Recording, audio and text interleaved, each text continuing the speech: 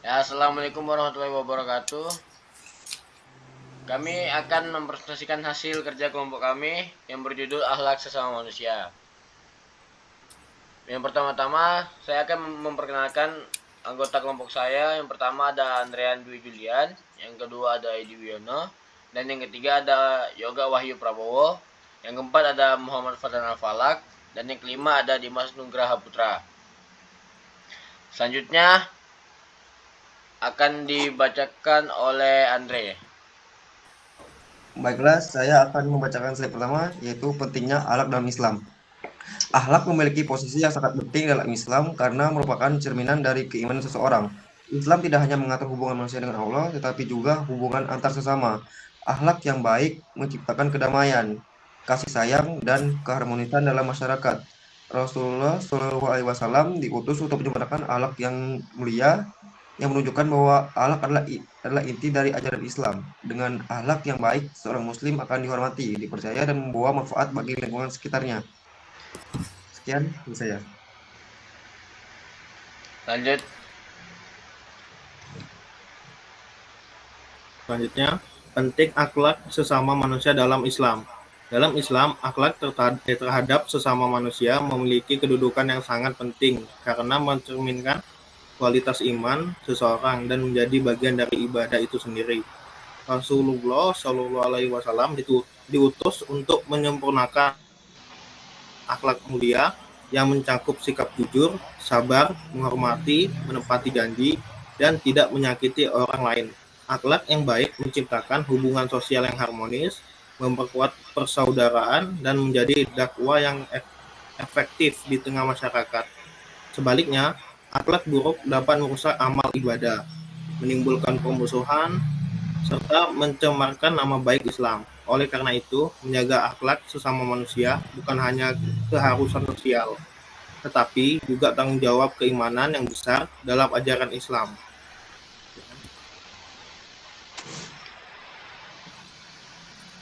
Macam-macam akhlak kepada sesama. Berikut beberapa contoh akhlak baik kepada manusia lain. Yang pertama, bersikap sopan dan santun kepada semua orang. Selanjutnya, jujur dalam perkataan dan perbuatan, menepati janji dan tidak ingkar, menolong dan peduli terhadap orang lain yang membutuhkan, tidak membicarakan keburukan orang lain atau menghindari gibah, menghormati orang tua, guru, dan sesama, dan yang terakhir bersikap adil dan tidak menyakiti perasaan orang lain. Untuk cara meningkatkan akhlak terhadap sesama yaitu bisa dengan meningkatkan akhlak terhadap sesama dimulai dari kesadaran diri untuk terus memperbaiki sikap dan memperkuat keimanan. Caranya dengan memperbanyak ibadah dan mengingat Allah, karena hati yang dekat dengan Allah akan cenderung berbuat baik. Selain itu, meneladani akhlak Rasulullah SAW dalam kehidupan sehari-hari juga sangat penting. Kita perlu berlatih sabar, jujur, rendah hati, dan menghargai orang lain, terutama dalam situasi sulit.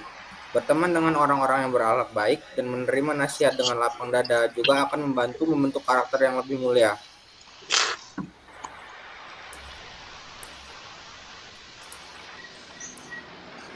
Selanjutnya ada dampak akhlak buruk terhadap sesama manusia. Akhlak buruk tidak hanya merugikan diri sendiri, tetapi juga orang-orang di sekitar kita. Ketika seseorang bersikap buruk, seperti suka menghina, berbohong, dan menyebarkan fitnah, maka akan muncul ketidaknyamanan dalam hubungan sosial. Perilaku buruk juga dapat merusak kesehatan, persahabatan, memicu konflik, dan menghilangkan rasa kepercayaan. Dalam jangka panjang, akhlak yang buruk bisa menyebabkan seseorang dijauhi, bahkan kehilangan tempat di tengah masyarakat. Dampak-dampak akhlak buruk berikut adalah dampak-dampaknya: merusak kepercayaan antar manusia, memutuskan tali silaturahmi, menimbulkan permusuhan dan konflik, menyebabkan dijauhi oleh lingkungan, mengundang dosa dan murka Allah Subhanahu wa taala. Dan selanjutnya ada akhlak dalam bergaul dengan lawan jenis. Dalam Islam, pergaulan antara laki-laki dan perempuan diatur dengan akhlak yang mulia agar terhindar dari hal-hal yang dilarang. Kita diajarkan untuk menjaga kesopanan, menghormati lawan jenis, dan tidak melampaui batas. Salah satu bentuk akhlak yang penting adalah pandangan agar tidak memicu godaan atau zina hati.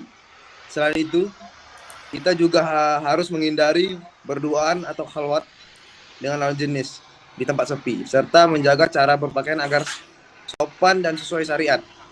Berbicara dengan lembut tapi tetap tegas, tidak menggoda atau bercanda berlebihan juga termasuk akhlak yang harus dijaga. Semua ini bertujuan untuk menjaga kehormatan diri, membangun hubungan sosial yang sehat, dan menjauhkan kita dari perbuatan maksiat.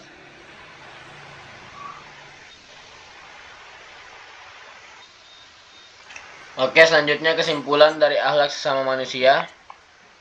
Akhlak terhadap sesama manusia merupakan bagian penting dalam ajaran Islam yang mencerminkan keimanan dan kualitas diri seorang muslim. Dengan akhlak yang baik seperti jujur, sabar, sopan, dan peduli, hubungan sosial akan terjalin harmonis dan kehidupan bermasyarakat menjadi damai. Islam tidak hanya menekankan ibadah kepada Allah, tetapi juga mengajarkan untuk memperlakukan orang lain dengan adab dan kasih sayang. Maka, menjaga akhlak terhadap sesama adalah kunci untuk meraih kebahagiaan di dunia dan keselamatan di akhirat. Oke, terima kasih. Itu saja presentasi dari kami. Sekian kami ucapkan. Assalamualaikum warahmatullahi Assalamualaikum warahmatullahi wabarakatuh. Wabarakatuh.